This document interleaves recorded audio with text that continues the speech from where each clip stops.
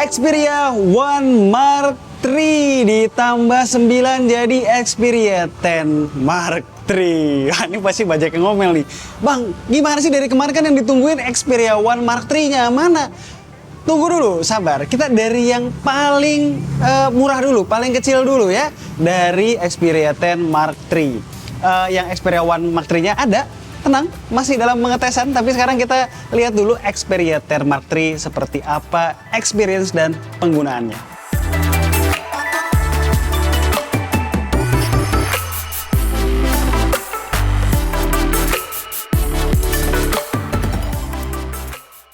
Kita mulai dari impresi gue soal desain dulu. Masih konsisten dengan Xperia 10 Mark II. Xperia 10 Mark III itu cuma ada satu varian. Nggak kayak Mark I yang pernah kita bahas dulu. Ada versi plusnya. Nggak ada embel-embel plus. Di seri 10 ini artinya compact. Belakangan ini kalau mau cari handphone Android yang compact, ya satu brand yang selalu muncul di top of the list adalah Sony. 3 tahun terakhir bisa dibilang Xperia 10, 5, dan bahkan sebenarnya Xperia One adalah smartphone yang paling enak buat dipegang di kelasnya masing-masing. Dimensi smartphone ini ringan dan langsing. Asli, enak banget dipegang. Flat frame emang terlihat lebih kekinian, tapi rounded frame kayak begini justru memberikan kenyamanan yang luar biasa. So, kami nggak komplain kenapa Xperia 10 bahasa desainnya nggak ikutan kakak-kakaknya. Warna pilihan gue kali ini sebenarnya bisa dibilang boring lah ya, dibandingin pilihan warna lain yang lebih seru. Ada putih, pink, biru. Tapi ya karena mikirnya lebih safe aja ya buat dijual lagi, ya wes lah ya, item aja. Nggak jelek sama sekali sih itemnya, keren juga. Gue tuh selalu seneng sama look Sony yang konsisten arahnya simple, nggak kayak brand lain. Punya segmen mid-range, tapi look terlalu meriah. Ya atau mungkin bisa jadi selera gue aja kali ya yang terlalu tua. Padahal ya gue kan masih anak muda energetik gimana gitu sebenarnya. Depan belakang Gorilla Glass 6, mantap. Sayangnya frame-nya masih plastik. Walaupun begitu gak akan notice sama sekali kok kalian bahwa ini plastik kalau nggak tahu detail speknya sih. Rasanya premium-premium aja keseluruhannya mah. Ya, ini masih mending daripada flagship belasan juta. Masih ada kok yang semuanya plastik. Balik ke depan, size layarnya yang 6 inch bikin kontrol layar dengan jempol juga enak. Bisa nyampe hampir selayar. Walaupun memang kalau mau nyentuh bagian status bar tetap rada PR, secara ini kan 6 inch tapi tinggi banget, ya kan? Seperti handphone Sony lainnya, Xperia 10 Mark III belum mengadopsi bezel-less design. Walaupun begitu, bezelnya di sini lebih tipis sedikit nih dibandingin Xperia 10 Mark II. Bagi kalian pembenci notch, hole punch, dan sejenisnya, pasti bakal seneng Sony ngasih handphone yang memberikan experience layar tanpa hambatan kayak begini. Masuk ke fitur-fitur esensial lainnya, ada 5G support, ada IP6568 yang konsisten dibawa Sony ke berbagai lini smartphone-nya. Sony juga konsisten nih dengan menghadirkan headphone jack. Nice. Kekinian gak perlu melupakan fitur lama yang penting dong. Persis juga kayak RGB notification light yang gue jujur kangen. Bisa tahu kan jadinya ada notif tanpa buang-buang baterai dengan AOD. Yang patut disayangkan adalah speakernya yang masih mono, tapi kualitasnya cukup bagus dan ngadep ke depan. Gue sempat mikir nih, pas lihat ada tombol di sebelah kanan, wah mantep nih, mid-range-nya dikasih shutter button. Ternyata ini adalah tombol Google Assistant, dan sayangnya nggak bisa di-remap jadi shutter button. Terakhir, fingerprint sensornya nyatu sama power button. Secara speed nggak cepet, butuh waktu 1 detik lah sampai unlock. Gue rasa ini pengaruh chipsetnya nih yang rada kentang. Nanti ya kita bahas. Bioskop Super Mini. Ini yang gue pikirin pas nonton di Xperia 10 Mark III. Layar rasio bioskop dalam genggaman 1 tangan. Nice. Kualitasnya nggak malu-maluin nama besar Sony sebagai pemain lama di industri display. Warnanya kental khas layar berteknologi OLED tanpa terlalu lebay mencolok. Resolusi Full HD Plus di size layar segini ya jelas, bikin layarnya tajam. Bawaannya settingan layar menurut gue terlalu cool, tapi relax bos, bisa diatur kok color temperature-nya. Secara brightness lumayan terang nih layarnya, sekitar 500-an nits. Walaupun mungkin nggak seterang handphone-handphone masa kini, udah cukup sebenarnya. Bahkan untuk penggunaan outdoor selama mataharinya nggak terik parah. Yang gue sayangkan nggak ada high refresh rate di sini. Secara smartphone ini kan harganya udah masuk premium mid-range loh. 90 Hz aja udah cukup sebenarnya. Lagi-lagi gue suspek, ini karena keterbatasan dari chipset kentang yang tadi gue bilang. Abis ini ya kita bahas ya. Oh iya, jangan lupa layarnya tuh responsif banget. Gerakan mikro aja bakal terdeteksi sebagai touch. Tapi kalau buat gaming rada terlalu sensitif sih. Menurut gue crosshair tuh jadi bisa naik turun berantakan kalau kita nggak mantep nyentuhnya. Overall, secara display gue suka dengan layar Xperia 10 Mark III ini. Nah, ini dia nih yang gue kurang suka dari Xperia 10 Mark III. Chipset Snapdragon 690 5G. Ini bukan handphone dengan chipset 690 5G pertama yang kita bahas. Kalau inget, kita dulu pernah nyobain Nord N10 dari OnePlus. Sama nih prosesornya. Singkat cerita, ini prosesor seri 6 paling tinggi punya Qualcomm saat ini. Masalah utamanya untuk harganya, overall performance dari smartphone ini bukan yang paling powerful dan mungkin bisa dibilang underpowered.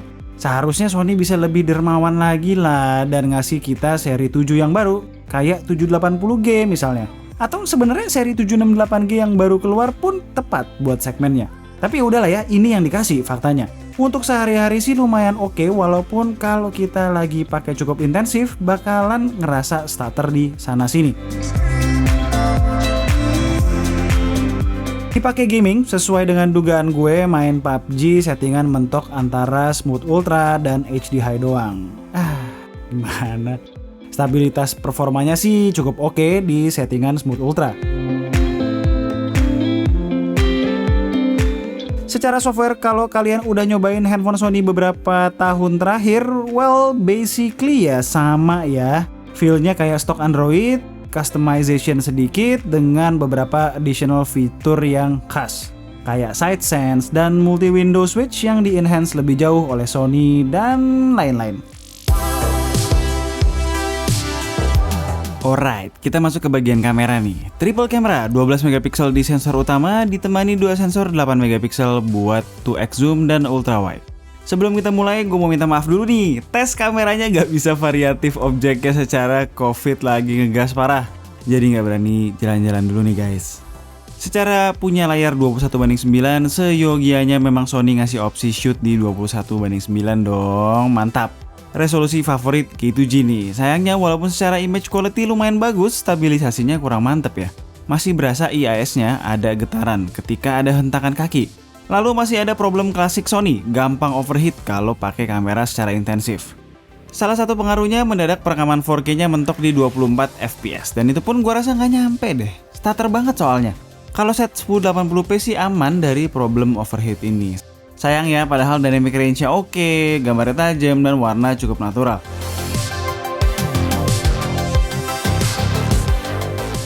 Foto-fotonya di pencahayaan yang bagus gue suka, tajam tanpa over sharpening, warnanya nggak lebay. Tapi ada satu lagi penyakit Sony nih, penilaian dia terhadap kebutuhan HDR masih suka nggak tepat. Di beberapa situasi di mana seharusnya HDR nyala, ketika di set ke auto, dia malah pilih untuk tidak menggunakannya. Iya, jadi kadang-kadang pinter-pinternya kita aja deh mau set HDR-nya ke on atau off. Secara versatility sih oke lah ya, bukan level flagship tapi lengkap dari ultrawide sampai tele. Ultrawide-nya surprisingly bagus dan tajam walaupun cuma 8 megapiksel. Sementara telenya pun oke walaupun punya color temperature yang beda sendiri dibanding kedua lensa lainnya.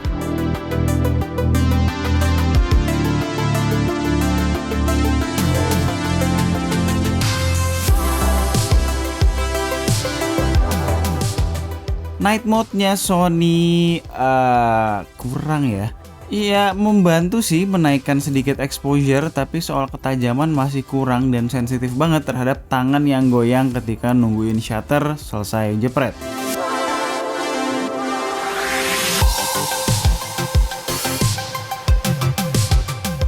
Image quality di video selfie-nya kalau cahaya benar-benar berlimpah ya bagus dengan stabilisasi yang lumayan. Tapi begitu cahaya mulai turun padahal baru jam 5 sore loh, berasa banget getaran-getaran mikronya. Prinsip ini juga sama di foto selfie-nya. Fotolah menghadap directly ke sumber cahaya dan hasilnya tidak mengecewakan.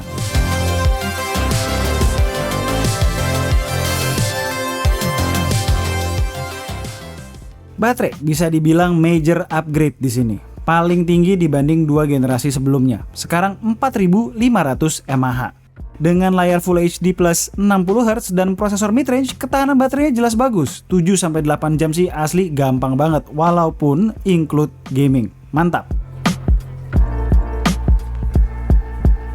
Yang konyol adalah output charger bawaan boxnya yang 7,5 watt.